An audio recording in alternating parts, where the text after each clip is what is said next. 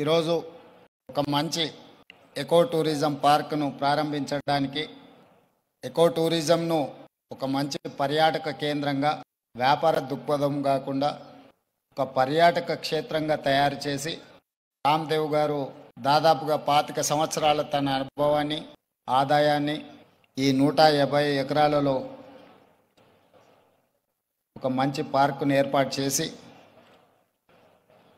ఈ కార్యక్రమ ప్రారంభోత్సవానికి నాతో పాటు మెగాస్టార్ కేంద్ర మాజీ మంత్రివర్యులు మనందరి అభిమాన నాయకుడు చిరంజీవి గారిని ప్రత్యేకంగా ఆహ్వానించి అదేవిధంగా తెలంగాణ మంత్రివర్యులు జూపల్లి కృష్ణారావు గారిని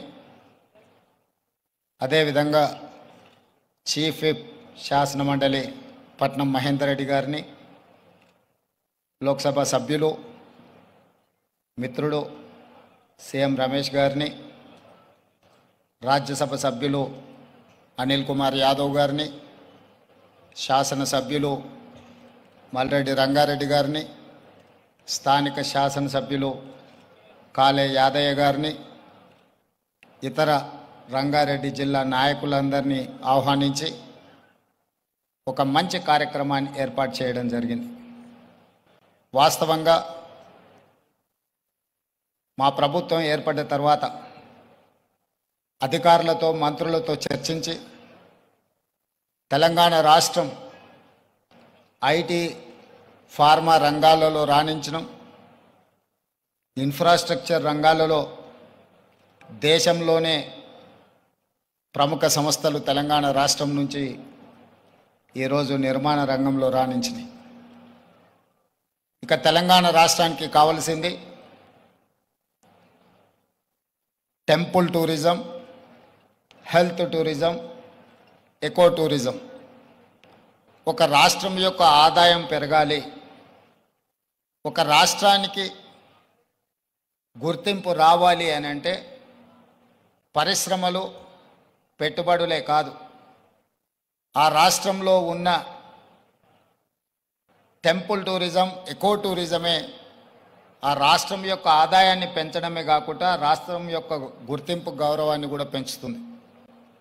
ఈరోజు మనకు సంబంధించిన మిత్రులు కావచ్చు, బంధువులు కావచ్చు, చాలామంది వాళ్ళ పిల్లల పెళ్ళిళ్ళు చేయాలన్నా శుభ కార్యక్రమాలు ఏమైనా చేయాలి అని అంటే మన ప్రాంతం కాకుండా రాజస్థాన్కో లేకపోతే ఇతర దేశాల్లోకి వెళ్ళి అక్కడ కార్యక్రమాలు చేసుకుంటున్నారు. దానికి ప్రధానమైన కారణం ఆ ప్రాంతంలో ఉండే టెంపుల్ టూరిజం, అదేవిధంగా ఎకో టూరిజం. వీటితో పాటు ఎవరిని కదిలిచ్చినా మన వాళ్ళని బెంగళూరు జిందాల్లో జాయిన్ అయినని కొంతకాలము అని చెప్పి చెప్తూ ఉంటారు. మనం ఈరోజు మందిరాలను దర్శించుకోవాలంటే తమిళనాడుకో ఇతర రాష్ట్రాలకో వెళ్తున్నాం. ఫారెస్ట్లో ప్రకృతి సహజ వనరులను చూడాలి అంటే మధ్యప్రదేశో లేకపోతే ఇతర రాష్ట్రాలకు వెళ్తున్నాం. అదేవిధంగా హెల్త్ టూరిజం విషయంలో కూడా మనం ఎక్కడెక్కడికో వెళ్ళాల్సిన పరిస్థితి. కానీ అన్ని సహజ వనరులు ఉన్న తెలంగాణ రాష్ట్రంలో ఇప్పటి వరకు ప్రభుత్వాల దృష్టి ఈ హెల్త్ టూరిజం మీద, ఎకో టూరిజం మీద, టెంపుల్ టూరిజం మీద ఫోకస్ లేకపోవడం వల్ల అద్భుతమైన ఆలయాలు ఉన్న తెలంగాణ రాష్ట్రం, అది 1000 స్తంభాల గుడి కావచ్చు, యునెస్కో గుర్తింపు పొందిన రామప్ప మందిరం కావచ్చు, లేకపోతే శ్రీశైలం కావచ్చు, రాజన్న వేములవాడ రాజన్న మందిరం కావచ్చు, ఇట్లాంటి చాలా మందిరాలు, ప్రపంచ ప్రఖ్యాతిగాంచిన మందిరాలు మన దగ్గర ఉన్నాయి. ఈరోజు కవాల్ కావచ్చు, tiger reserve forest, Nallamala tiger reserve forest కావచ్చు, జూపల్లి కృష్ణారావు గారు ప్రాతినిధ్యం వహిస్తున్న కొల్లాపూర్ ప్రాంతం, నల్లమల అటవీ ప్రాంతం, కృష్ణానది జలాలు ప్రవహిస్తున్న ప్రాంతం, అక్కడ మందిరాలకు, అక్కడ ప్రకృతి సహజ వనరులకు కొదవలేదు. మల్లెల తీర్థం లాంటి ప్రాంతాలు మన దగ్గర ఉన్నాయి. కానీ వీటికి ఇవ్వాల్సినంత ప్రాధాన్యత, తీసుకురావాల్సినంత గుర్తింపు తీసుకురాకపోవడం వల్ల మన రాష్ట్రంలో temple tourism, eco tourism health tourism వెనుకబడుతున్నది. ఈరోజు ఎకో టూరిజంలో టూరిజం పాలసీని ఈ మధ్యలోనే శాసనసభలో మనం చర్చించినాం. దానికి మంత్రి జూపల్లి కృష్ణారావు గారే ఆ పాలసీ తయారీలో కీలక పాత్ర పోషించారు.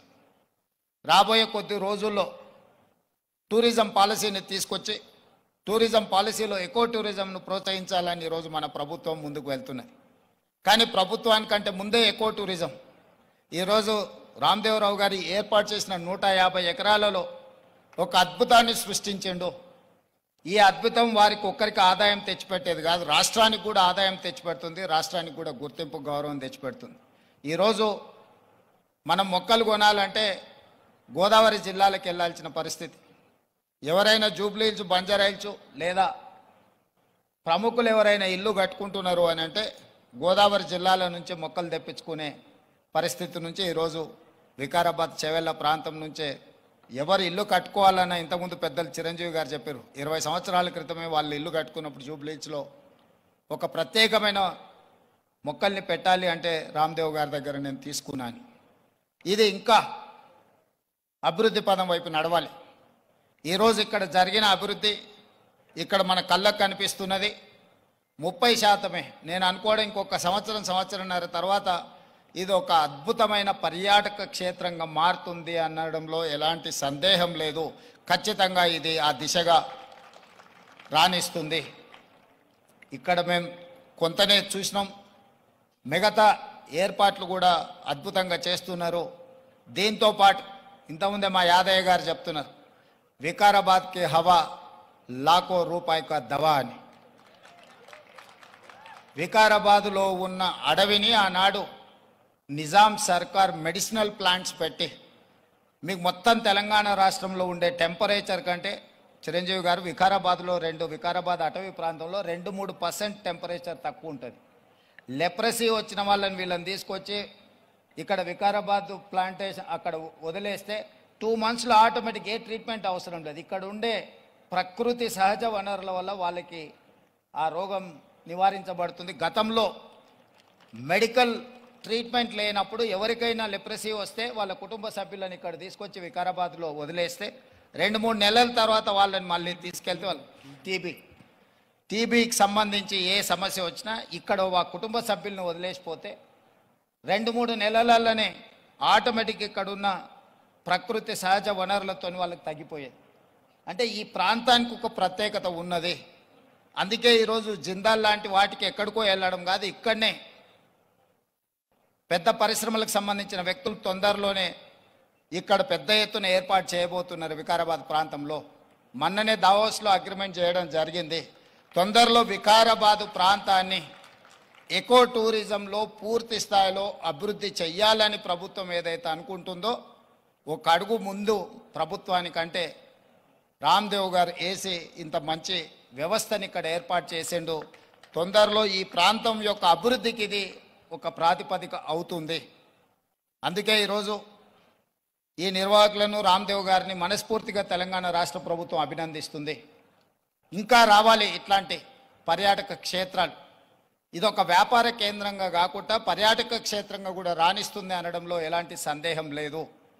ఈరోజు నాతో పాటు చిరంజీవి గారు, సీఎం రమేష్ గారు, మా మంత్రులు, శాసనమండలి సభ్యులు, శాసనసభ్యులు అందరు రావడం, ఇట్లా కార్యక్రమం రోజువారీగా ఎన్నో రాజకీయ కార్యక్రమాలలో పాల్గొంటుంటాం. కానీ ఈ కార్యక్రమంలో పాల్గొనడానికి ఒక ప్రత్యేకత ఉన్నది. ఈ ప్రత్యేకత రాష్ట్రం యొక్క ఆలోచనకు అనుగుణంగా ఉన్నది.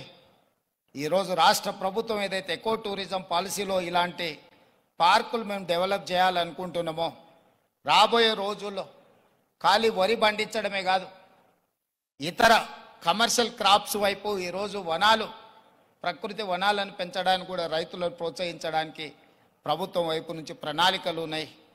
వాళ్ళందరికీ కూడా ఇలాంటి వ్యాపార కేంద్రాలు ఉంటే రైతులు పెంచే మొక్కల్ని కొనుగోలు చేయడానికి అవకాశం ఉంటుంది. 1,000,000 మొక్కల్ని తెలంగాణ రాష్ట్ర ప్రభుత్వం పెట్టాలంటే ఎక్కడనో ఒకడ గ్రామాల దగ్గర ఆ మొక్కల్లో పెంపడానికి క్షేత్రాలు ఇస్తున్నాం. కానీ 6 నెలలు సంవత్సరమే పెంచితే అవి మేము నాటినప్పుడు 20-30% కంటే ఎక్కువ బ్రతకడం లేదు. అందుకే రాబోయే రోజుల్లో మా మంత్రి గారికి సూచన చేస్తున్నా, అదేవిధంగా ఫారెస్ట్ మినిస్టర్ గారికి కూడా నేను ఆదేశాలు ఇస్తా. 2-3 సంవత్సరాలు పెంచిన మొక్కల్ని తీసుకెళ్ళి నాటితే మొక్కలు బతకడానికి ఎక్కువ అవకాశం ఉంటుంది. కానీ మరి రైతు 2-3 సంవత్సరాల ఆదాయం లేకుండా ఉండాలి అని అంటే రైతు బ్రతకం కూడా కష్టమవుతుంది. అందుకే దానికి తగ్గట్టుగా ధర చెల్లించి రాష్ట్ర ప్రభుత్వమే కొనుగోలు చేసి రాష్ట్ర ప్రభుత్వం నాటే హరితహారం మొక్కల్ని 3 సంవత్సరాలు 4 సంవత్సరాలు పెంచిన పెద్ద మొక్కల్ని నాటితే అది ఒక్క సీజన్లో మనం కాపాడుకోగలిగితే చాలు, అది తప్పకుండా చెట్టుగా వృక్షంగా మారే అవకాశం ఉంటుంది. అందుకే రాబోయే రోజుల్లో ప్రభుత్వం యొక్క విధి విధానాలను చర్చించుకొని వాటిని సవరించుకొని తెలంగాణ రాష్ట్రాన్ని ఒక ప్రకృతి వనంగా మార్చాలని. అక్కడ రామయ్య గారు ఉన్నారు, ఒక సామాన్యమైన రైతు. మీరందరూ వారు ఎవరో అనుకోవచ్చు. రామయ్య గారు ఆయన ఒక వ్యవసాయ కుటుంబం నుంచి వచ్చి మొక్కలు నాటే కార్యక్రమంలో భారత ప్రభుత్వం వారికి పద్మశ్రీ అవార్డు ఇచ్చింది. చిరంజీవి గారు రాణిస్తే చిరంజీవి గారికి పద్మభూషణ్ ఏ విధంగా ఒక రంగంలో రాణిస్తే ఇచ్చిండ్రో, ఒక రైతు కూడా మొక్కలు నాటడంలో రాణించినందుకు రామయ్య గారికి ఆ గుర్తింపు వచ్చింది. ఖమ్మం జిల్లాలో ఒక మారుమూల ప్రాంతంలో ఉండే ఒక వ్యవసాయ రైతు మొక్కలు నాటడం వల్ల పద్మశ్రీని సాధించిండు.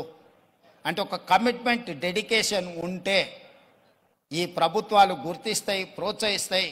రామయ్య గారు లాంటి వాళ్ళని మనం ఆదర్శంగా తీసుకోవాలి. అందుకే ఈ మధ్యకాలంలో కేంద్ర ప్రభుత్వాన్ని కలిసినప్పుడు మాకే నాంపే ఎక్ పేట్ అంటే తల్లి పేరు మీద విద్యార్థులందరూ ఒక మొక్కను నాటి దాన్ని సంరక్షించాలనే ఒక విధానాన్ని ముందుకు తీసుకొస్తున్నాము. ప్రతి విద్యార్థి తమ కన్న తల్లి పేరు మీద ఒక మొక్క నాటి ఆ స్కూల్లో ఆ మొక్కను కాపాడితే కొన్ని లక్షలాది కోట్లాది మొక్కల్ని ప్రతి సంవత్సరం మనం పెంచుకుంటూ పోవచ్చు. ఇట్లాంటి వినూత్నమైన కార్యక్రమాలను ప్రభుత్వం తీసుకురావాలనుకుంటుంది. తొందరలోనే ఈ విధి విధానాలతో ముందుకు వస్తాం. ఏది ఏమైనా రామ్దేవ్ గారిని మనస్ఫూర్తిగా అభినందిస్తున్నా. ఒక మంచి పర్యాటక క్షేత్రంగా దీన్ని తీర్చిదిద్దండి. ప్రభుత్వం వైపు నుంచి అవసరమైన సహకారం తప్పకుండా ప్రభుత్వం అందిస్తుంది. మంత్రి జూపల్లి కృష్ణారావు గారు, స్థానిక శాసనసభ్యులు యాదయ్య గారు, మహేందర్ రెడ్డి గారు ఉన్నారు. ఏదైనా స్థానికంగా అంశాలు ఉన్నా కూడా వారు మీకు సంపూర్ణమైన సహకారాన్ని అందిస్తారని తెలియజేస్తూ మీ అందరి దగ్గర సెలవు తీసుకుంటున్నారు. ధన్యవాదాలు మిత్రులారా.